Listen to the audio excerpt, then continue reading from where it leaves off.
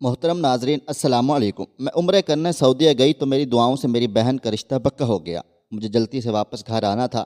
عمرہ کر کے گھر واپس آئی تو نکاح ہو چکا تھا۔ جیسے ہی دلہا نے مجھے دیکھا تو اسی وقت میری بہن کو چھوڑ کر چلا گیا۔ بہن سر پیٹنے بیٹھ گئی، مجھے منحوس کہتی بد دعائیں دینے لگی، تیری وجہ سے گھر ٹوٹا ہے۔ اماں سے پوچھا تو میرا قصور تو بتا دو، تو اماں نے میرا ہاتھ پکڑ کر بہنوئی کے گھر لے گئی۔ اندر گئی تو روح لرز گئی۔ وہاں تو میں حد سے زیادہ خوش تھی، اتنی خوش کہ مجھے اپنی خوشی بیان کرنے کے لیے الفاظ نہیں مل رہے تھے۔ یہ عطا اور کرم بہت ہی خاص لوگوں پر ہوتا ہے۔ یہ عزت افزائی بھی کسی کسی کو ہی نصیب ہوتی ہے، جو مجھے مل گئی تھی۔ گھر بیٹھے ہی میرا نصیب ایسے چمکا تھا کہ اللہ نے مجھے اپنے گھر بلا لیا تھا۔ مجھے عمرہ کرنے کی سعادت نصیب ہو رہی تھی۔ میرا خوشی سے بے قابو ہو جانا بالکل درست تھا، اور زیادہ خوشی اس لیے بھی تھی کہ میں خود کو معاشی حساب سے اتنی مضبوط نہیں تھی کہ عمرہ ادا کرنے جا سکتی۔ لیکن جس کمپنی میں میں نوکری کیا کرتی تھی، اس کمپنی نے ان پرانے ملازمین کو جو پچھلے 5 سالوں سے کمپنی میں تھے، ان کو عمرے پر بھیج رہے تھے، اور اس طرح میرا نام بھی ان خوش نصیبوں میں آ گیا تھا جنہیں عمرہ ادا کرنے جانا تھا۔ 2 دن بعد کی میری فلائٹ تھی، اس لیے سب سے پہلے تو میں نے اپنے بیٹے اور بیٹی کو تیار کیا، ان کا ضرورت کا سامان پیک کیا اور انہیں اپنی امی کے گھر چھوڑنے آ گئی تھی۔ مجھے ایک رات امی کے گھر ہی گزارنی تھی اور پھر دوسرے دن واپس گھر جا کر اپنی پیکنگ کرنی اور حجاز مقدس کے لیے روانہ ہو جاتی۔ اسی رات جب میں اپنی امی کے گھر تھی تو امی نے مجھے بتایا کہ میری چھوٹی بہن کو آج صبح لڑکے والے دیکھنے آئے تھے اور پسند کرنے کے بعد اپنے گھر بھی آنے کی دعوت دے رہے ہیں۔ اگر تم کل کا دن رک جاؤ تو ہم دونوں مل کر لڑکا اور اس کا گھر بار دیکھ آئیں گی۔ میرے پاس تو وقت بالکل بھی نہیں ہے، مجھے اپنی روانگی کی تیاری کرنی ہے۔ آپ اس طرح کریں کہ جب میں واپس آ جاؤں انہیں تب کا وقت دیں۔ میں نے اپنی امی کو اپنی مجبوری بھی بتائی اور ساتھ ہی مفت کا مشورہ بھی دے دیا۔ چلو میں دیکھتی ہوں کہ کیا کرنا ہے۔ یہ کہہ کر امی جان سونے کے لیے لیٹ گئی، اور مجھے تو پچھلے 3 دنوں سے اس خیال کے تحت نیند ہی نہیں آ رہی تھی کہ میری جیسی گناہ گار بھی اب بس کچھ گھنٹوں بعد اس پاک سرزمین پر ہوگی۔ اگلی صبح میں گھر واپس آ گئی اور اپنی تیاری کرنے لگی۔ میرے ساتھ کمپنی کے جتنے بھی دوسرے امپلائرز جا رہے تھے، ان سب کو بھی اور مجھے بھی اپنے گھر سے دفتر ہی پہنچنا تھا۔ وہیں سے پھر دفتر کی گاڑی اور ہمارے ساتھی لوگ ہمیں ایئرپورٹ پر رخصت کرنے جاتے۔ میں وقت سے کافی پہلے ہی دفتر پہنچ گئی تھی، اور پھر باقی سب ساتھی اللہ تعالیٰ کے پیارے سے گھر اور اس کی اعلیٰ شان کی بڑائی بیان کرتے ہوئے اور اپنے اہل و عیال کے لیے خصوصی دعاؤں کی درخواست کرتے رہے۔ پھر مقررہ وقت پر دفتر کی گاڑی اور کمپنی کا باس ہمیں ایئرپورٹ پر چھوڑ آئے، اور پھر وہاں سے ہمارا اللہ کے گھر کی طرف سفر شروع ہو گیا۔ 3 گھنٹے کی فلائٹ کے بعد ہمارے قدم سعودی عرب کی سرزمین پر تھے۔ میں پاک ہوا میں سانس لے رہی تھی۔ خوشی اور ندامت سے میرے آنسو نہیں تھم رہے تھے۔ میں بہت گناہ گار بندی تھی، اور اللہ تعالیٰ نے میرے اوپر کتنا کرم کیا تھا، میرا نام نصیب والوں میں شامل کر دیا تھا۔ آج کے دن مجھے اللہ تعالیٰ سے جتنے گلے شکوے تھے وہ سارے کے سارے دور ہو چکے تھے۔ میں عمرہ کی ادائیگی میں مصروف ہو گئی تھی، مجھے ساری دنیا ہی بھول گئی تھی، یہاں تک کہ اپنے بچے بھی۔ اور میرے عمرہ کرنے کے دوران پیچھے پاکستان میں میری امی نے جو مجھے چھوٹی بہن کے رشتے کی بات کی تھی، وہ میری امی خود ہی اکیلے دیکھنے چلی گئی، اور لڑکے والے تو پہلے ہی میری بہن کو پسند کر گئے تھے۔ میری امی جان کو بھی لڑکا بہت پسند آ گیا تھا، ان کا گھر بار بھی اچھا تھا، لڑکا خوبصورت بھی تھا، اور اپنی ذمہ داریوں کا احساس کرتے ہوئے کام کاج بھی اچھے طریقے سے کر رہا تھا۔ دیکھا جاتا تو بات ہر لحاظ سے معقول تھی، اور دونوں گھروں کو پسند بھی تھی، اس لیے اقرار کرنا ہی مناسب تھا۔ سو رشتہ طے ہو گیا، اور چھوٹی سی منگنی کی تقریب بھی ہو گئی۔ میری امی نے فون پر مجھے ساری بات بتائی۔ میں نے سن کر خوشی کا اظہار کیا، اور خانہ کعبہ کے سامنے کھڑے ہو کر اللہ تعالیٰ کا شکریہ ادا کیا کہ میری امی کا یہ فرض بھی خوش اسلوبی سے ادا ہو جائے گا کہ میری امی نے اپنی ساری زندگی میں بہت مشکل کاٹی تھی۔ شادی کے 8 سال بعد ہی جب ہم دونوں بہنوں کی عمر 5 اور 3 سال تھی، ایک روڈ ایکسیڈنٹ میں میرے ابو کا انتقال ہو گیا تھا۔ ہم دونوں بہنیں اور ہماری ماں بھری دنیا میں اکیلے رہ گئے تھے۔ تمام رشتہ داروں نے اپنا فرض سمجھتے ہوئے مشکل وقت میں مدد سے اپنا ہاتھ کھینچ لیا تھا اور ہم سے اپنا منہ موڑ لیا تھا۔ میری ماں کے لیے بہت سی مشکلات تھیں، ہماری پرورش اور ہماری تربیت کی، اور پھر لوگوں کی زبانی کی بھی بہت زیادہ فکر تھی جو کہ بند نہیں ہو رہی تھیں۔ لیکن اللہ تعالیٰ کا شکر ہے کہ اس نے میری ماں کو ہمت دی اور طاقت دی، اور اس نے ہم دونوں بہنوں کی ذمہ داری ہمارے ابو کے بعد بہت اچھے طریقے سے نبھائی تھی، اور وقت سے پہلے ہی میری شادی کر دی۔ میرے اب 2 بچے تھے، اور اب میری بہن کا بھی ایک اچھا سبب بن رہا تھا۔ یقیناً ابو کے سامنے روز قیامت میری ماں ضرور سرخرو ہوتی۔ لڑکے والوں نے شادی کی جلدی مچانی شروع کر دی۔ اس قدر جلد بازی کے مطالبے سے میری امی بھی بکھلا گئی تھی، اور وہ مجھے فون پر فون کر کے میری رائے اور مشورہ مانگنے لگی۔ میں جس جگہ پر موجود تھی وہاں مجھے دنیا داری کی کسی بھی بات میں نہ تو کوئی دلچسپی پیدا ہو رہی تھی، اور نہ ہی میں کسی بات کا مطالبہ یا پھر کسی بھی معاملے میں کی باریک بینی کو سمجھنے کی سچویشن میں تھی۔ مجھے ہر دم یہی لگتا تھا کہ ساری دنیا اور ساری کہانیاں اللہ تعالیٰ کے گھر میں پہنچ کر رک گئی تھیں۔ اس لیے امی جان جب بھی مجھ سے بات کرتی، میں غائب دماغی کے ساتھ ہوں ہاں ہاں میں جواب دیتی رہتی، اور پھر ہر طرح سے سوچ و بچار کرنے کے بعد میری امی کو بھی یہی مناسب لگا کہ منگنی تو پہلے ہی ہو چکی ہے، اب اگر لڑکے والے کہہ رہے ہیں تو پھر شادی بھی کر دینی چاہیے، یہی کام 6 مہینے بعد بھی تو کرنا ہے، تو پھر ابھی کیوں نہیں۔ سو امی جان نے حامی بھر لی، اور پھر استطاعت کے مطابق خوب زور و شور سے شادی کی تیاریاں شروع ہونے لگیں۔ شادی کے تاریخ اسی دن کی طے کی گئی تھی جس دن میری عمرے سے واپسی کی فلائٹ تھی۔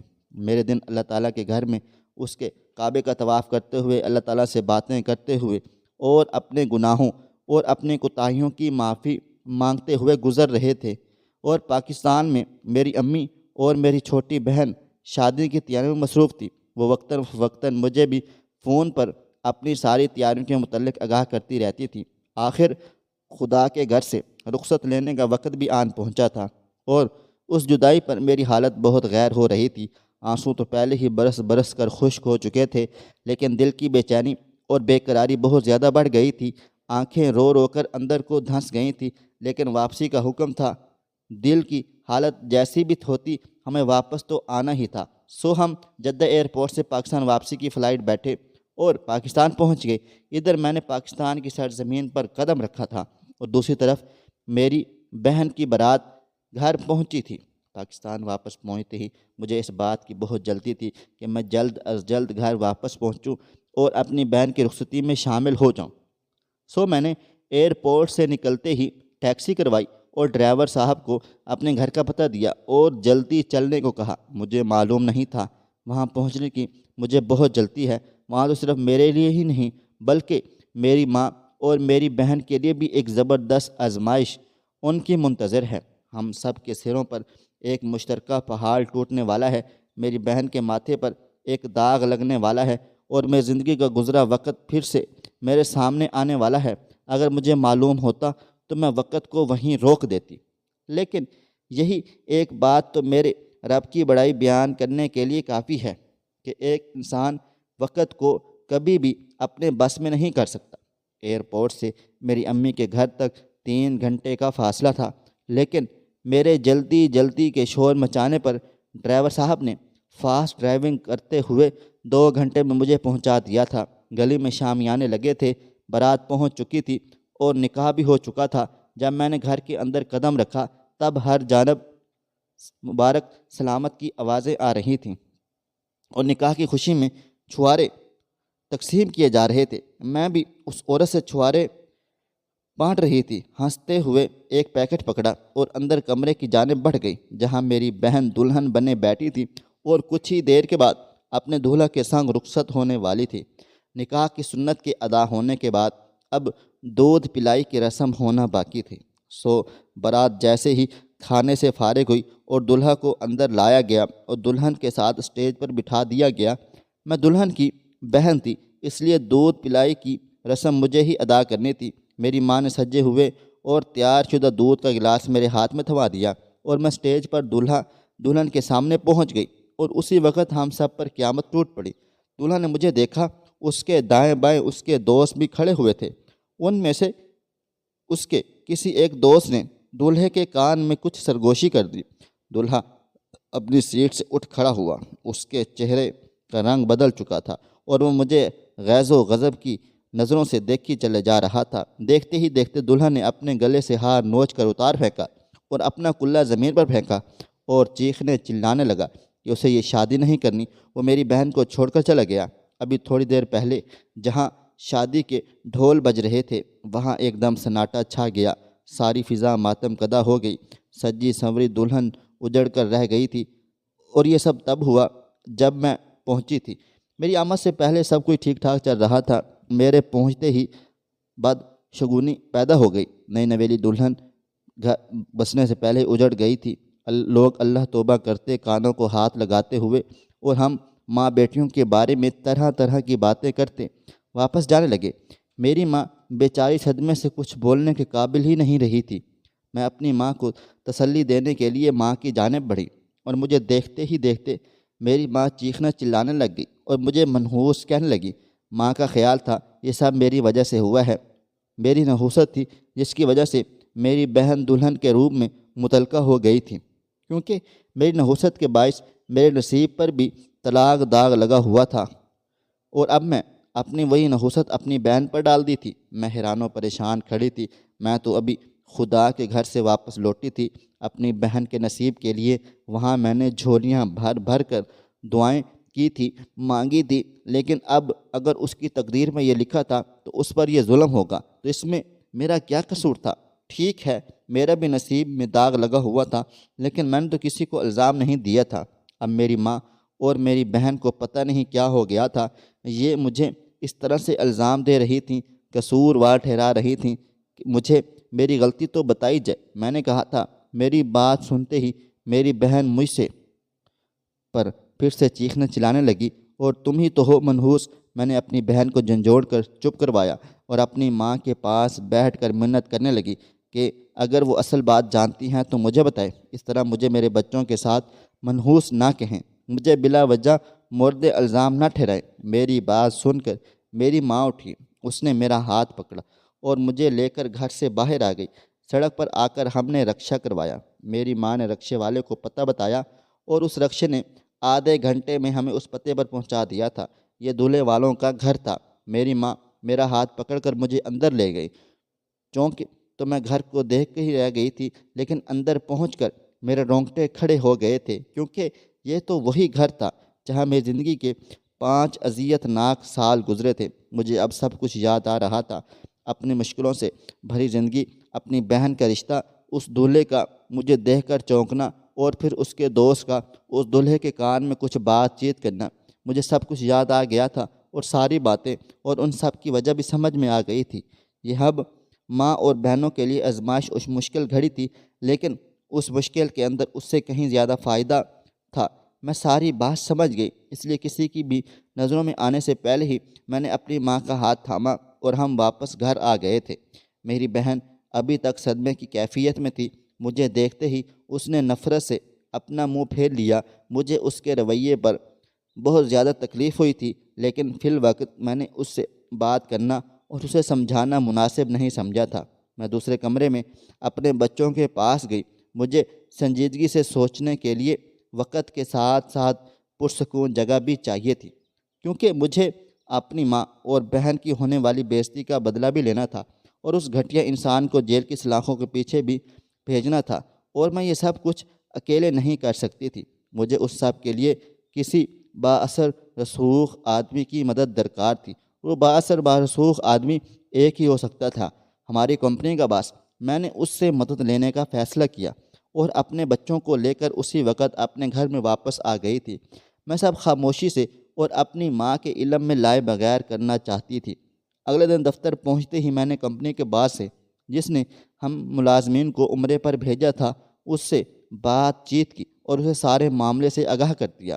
اس نے بڑے تحمل سے، صبر سے میری بات سنی، میرے چند ضروری سوال کیے اور پھر میری مدد کرنے کا وعدہ کر لیا۔ میں باس کو دعائیں دیتے ہوئے خوشی خوشی واپس اپنی سیٹ پر آ گئی تھی۔ اگلے دن باس مجھے لے کر ایک وکیل صاحب کے پاس گئے۔ ہم نے کیس فائل کروا دیا اور واپس آ گئے۔ وکیل صاحب نے بھی ہماری بھرپور مدد کی اور کیس کو بہترین انداز میں چلایا۔ ایک ہفتے کے بعد ہی وہ گھٹیا انسان عدالت کے کٹہرے میں کھڑا تھا اس کے پاس اپنی صفائی میں کہنے کے لیے کچھ بھی نہ تھا، کیونکہ میں نے وکیل صاحب کو تمام ثبوت دیے تھے اور اس وکیل صاحب نے وہ تمام ثبوت معزز عدالت کے سامنے رکھ دیے تھے۔ کیس سیدھا سیدھا ہمارے حق میں تھا۔ عدالت نے اس گھٹیا انسان کو 5 سال قید کی سزا سنا دی تھی۔ میرے سر سے ایک بوجھ تو ہٹ گیا تھا، لیکن اب ایک اور بہت ضروری کام باقی تھا، اپنے بہن کا گھر بسانا۔ یہاں سے فارغ ہو کر مسیدہ اپنے بہن کے سسرال گئی۔ جو لوگ دلہن رخصتی کیے بغیر ہی بارات واپس لے کر گئے تھے، وہ لوگوں کا خیال تھا کہ لڑکے نے میری بہن کو طلاق دے دی ہے، لیکن در حقیقت ایسا کچھ بھی نہ تھا۔ لڑکے نے بس اتنا کہا تھا کہ اسے یہ شادی نہیں کرنی، اور وہ بارات لے کر واپس چلا گیا تھا۔ میں اس دولہے سے ملی اور اس سے پوچھا کہ وہ آدمی اس کا کیا لگتا ہے جس نے بارات کے روز اس کے کان میں کوئی سرگوشی کی تھی اور وہ بارات دلہن کے بغیر ہی واپس لے آیا تھا۔ تب اس نے بتایا کہ وہ آدمی اس کا دوست ہے، اور ابھی 2 مہینے پہلے ہی اس نے اپنے اس دوست کی شراکت کے ساتھ کاروبار شروع کیا تھا۔ اس کا یہ دوست کاروبار میں اس کے ساتھ ساتھ بہت دیانتداری سے سارا معاملہ کر رہا تھا، اور لین دین میں بھی کوئی مسئلہ نہیں بنا رہا تھا، اس لیے اسے اس پر اندھا دھند اعتماد ہو گیا تھا۔ اور جو بات اس نے مجھے بتائی تھی وہ اتنی بری اور ان کی غیرت کے خلاف تھی، اس لیے وہ غضبناک ہو گیا، غصے میں آ گیا اور دلہن کو ساتھ لیے بغیر ہی بارات واپس لے آیا۔ میں نے تحمل سے اس کی ساری بات سنی اور پھر اسے حقیقت سے آگاہ کرنا شروع کر دیا۔ میں جیسے جیسے اسے سچائی بتاتی گئی، اس پر حیرتوں کے پہاڑ ٹوٹتے چلے رہ گئے، اور وہ بہت حیران و پریشان ہو رہا تھا کہ دنیا میں ایسے دوغلے لوگ بھی موجود ہوتے ہیں، پائے جاتے ہیں۔ اور پوری حقیقت جاننے کے بعد وہ خاصا شرمندہ تھا، اور اس نے ایسے بغیر تحقیق کسی کی بات پر یقین کیا۔ کیا اس نے مجھ سے معافی مانگی اور وعدہ کیا کہ وہ میری بہن کو رخصت کروانے ضرور آئے گا، اور اس کا دل دکھانے پر اس سے بھی معافی مانگے گا۔ وہ میرے ساتھ ہی ہمارے گھر آیا، امی اور بہن سے معافی مانگی، اور 1 ہفتے کے بعد دوبارہ بارات لانے کا وعدہ کر کے چلا گیا تھا۔ میری بہن بہت زیادہ خوش تھی، وہ میرے ساتھ اپنے پچھلے رویے پر بے حد شرمندہ بھی تھی، اور ساتھ ہی ساتھ یہ بھی جاننا چاہتی تھی کہ اصل بات کیا ہے اور سب کچھ اچانک سے درست کیسے ہو گیا۔ اب میں نے اپنی بہن کو ساری بات بتانے کا فیصلہ کیا، اور اسے بتانے لگی وہ آدمی جو دلہے کا دوست تھا اور جس نے اس کے کان میں سرگوشی کی تھی، اور دولہا اس کے بعد کچھ بھی اور سوچے سمجھے بغیر بارات دلہن کے بغیر ہی واپس لے گیا تھا، وہ کوئی آدمی کوئی اور نہیں بلکہ میرا سابقہ شوہر تھا۔ اس سے میری شادی 8 سال پہلے ہوئی تھی، اور ہماری محبت کی شادی تھی، لیکن اس سے شادی کے بعد میری آنکھوں پر بندھی محبت کی پٹی اتر گئی تھی۔ میرا شوہر بالکل بھی ایک اچھا انسان نہیں تھا، اس کا کردار اور اخلاق بہت برا تھا۔ ہر گزرتے دن کے ساتھ مجھے اپنی غلطی کا احساس ہوتا، کیونکہ میرا اس سے شادی کرنے کا فیصلہ اب مجھے بالکل درست نہیں لگتا تھا۔ میرا شوہر ایک نمبر کا آوارہ تھا، گھر چلانے اور کمانے کی اسے بالکل بھی فکر نہ تھی۔ وہ سارا دن بے مقصد اپنے دوستوں کے ساتھ گھومتا پھرتا رہتا اور نت نئی لڑکیوں کی تلاش میں رہتا۔ یہ سب کچھ میری برداشت سے باہر تھا۔ ایک تو میرا شوہر تھا، اور شوہر بھی وہ جس سے میں نے اپنی ماں کو زبردستی منا کر اس سے شادی کی تھی۔ میں اس کی حرکتوں اور عادتوں پر دن رات کٹتی رہتی تھی۔ اب اس کو برداشت کرنے اور اللہ تعالیٰ کے لیے اس کی ہدایت کی دعا کرنے کے سوا میرے پاس کوئی اور راستہ نہیں بچا تھا، اس لیے میں خاموشی سے صبر کے گھونٹ ہی پی کر بیٹھی رہتی اور اس وقت تک اٹھتا رہا، اور میری گود میں آگے پیچھے 2 بچے آ گئے۔ پہلی اولاد تو بیٹا تھا، لیکن دوسری بار جب بیٹی پیدا ہوئی تو میں جو سمجھوتے میں زندگی گزار رہی تھی پھر سے ٹکڑوں میں گر گئی۔ مجھے اپنے گزرے ہوئے وقت پر افسوس ہونے لگا۔ میرا شوہر تو بدلنے والا نہیں تھا، لیکن انہیں کی انہی اخلاق باختہ عادتوں اور فضول رویوں کا اثر میری اولاد پر کیا ہوتا۔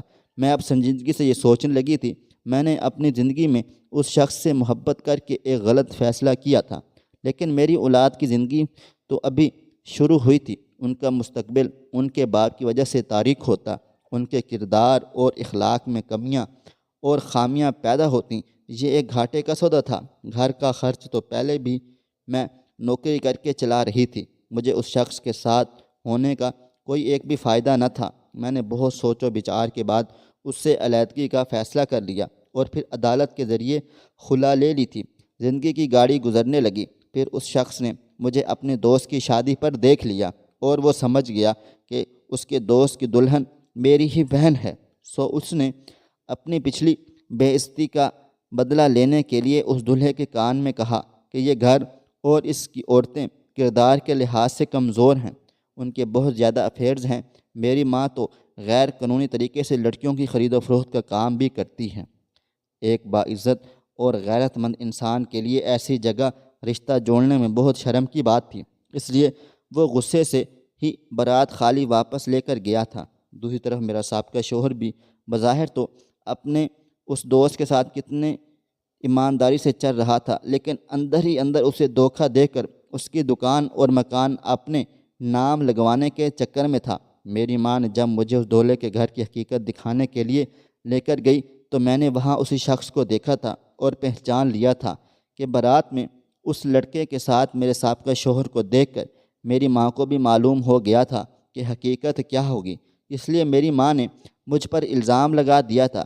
کچھ بھی تھا، ماضی میں اپنی ماں کا دل میں نے اسی شخص کی وجہ سے دکھا چکی تھی، لیکن اپنے باس کی مدد کی وجہ سے میں نے اس شخص کی دھوکہ دہی کے ثبوت اکٹھے کیے اور اسے عدالت کے ذریعے سے سزا دلوا دی، اور پھر دولہے میاں کو بھی حقیقت سے آگاہ کر دیا۔ سارا مسئلہ سلجھ گیا تھا، اب کوئی پریشانی باقی نہیں رہی تھی۔ دولہا میاں وعدے کے مطابق دوسری بار بارات لے آیا اور میری بہن کو محبت و عزت سے رخصت کر کے اپنی عزت بنا کر لے گیا تھا۔ اللہ تعالیٰ میری بہن کو اپنے شوہر کے ساتھ ہمیشہ خوش و خرم رکھے، آمین ثم آمین یا رب العالمین۔ باقی رہے دوست تو آپ جانتے بہتر ہیں کہ وہ کیا کیا کارنامے سر انجام دیتے ہیں، بس یہی اس دولہا میاں کے ساتھ ہوا۔ اللہ تعالیٰ ایسے بد نسلی اور مکار دوستوں سے محفوظ رکھے، آمین۔ خواہش صرف اتنی ہے کہ کچھ الفاظ لکھوں جس سے کوئی گمراہی کے راستے پہ جاتے جاتے رک جائے، اور نہ بھی رکے تو سوچ میں ضرور پڑ جائے۔ دوستو، امید کرتا ہوں کہ آپ کو یہ ہماری کہانی پسند آئی ہوگی۔ کہانی پسند آئی ہو تو اس ویڈیو کو لائک کریں، کمنٹس کریں اور شیئر کرنا بالکل بھی نہ بھولیں، اور ہاں، اگر آپ لوگ اس چینل پر نئے ہیں تو اس چینل کو سبسکرائب ضرور کر لیں اور نوٹیفیکیشن کو ضرور دبائیں تاکہ آنے والی کہانی سب سے پہلے آپ کو مل سکے۔ ملتے ہیں کل ایک نئی اور دلچسپ کہانی کے ساتھ۔ اللہ حافظ۔